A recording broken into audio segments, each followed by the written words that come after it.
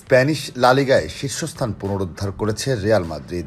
সোমবার গেতাফের বিপক্ষে ১-০ গোলে জয় পেয়েছে স্প্যানিশ জায়ান্টরা। রিয়ালের হয়ে একমাত্র গোলটি করেন ফরাসি তারকা কিলিয়ান এমবাপ্পে। অবশ্য শাভি আলোনসোর দলের কাজ সহজ করে দিয়েছে প্রতিপক্ষরাই। ম্যাচের ৭৭ থেকে ৮৪ এই ৭ মিনিটের মধ্যে রিয়ালের উইঙ্গার ভিনিসিয়াস জুনিয়রকে ফাউল করে লাল কার্ড পায় আলান নিয়ম ও আলেক্স সানক্রেস। এই দুই লাল কার্ডের মাঝে ম্যাচের ৮০তম মিনিটে ম্যাচের একমাত্র গোলটি করেন এমবাপ্পে।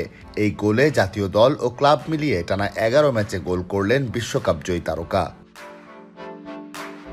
স্কোর দেখে অবশ্য বোঝার উপায় নেই কতটা দাপুটে ফুটবল খেলেছে রিয়াল। পুরো ম্যাচে প্রায় ৭৫% বল তাদের নিয়ন্ত্রণে ছিল।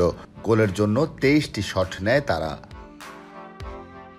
নায়াসিনামাইড ও স্যালিসাইলিক সমৃদ্ধ লিলি ফেস ওয়াশ, যা ফেসের ডেড স্কিন সেল দূর করে দেয় দ্বিগুণ ফাস্টার ব্রাইটেনিং। এই জয়ে ৯ ম্যাচে রিয়ালের পয়েন্ট দাঁড়ালো ২৪।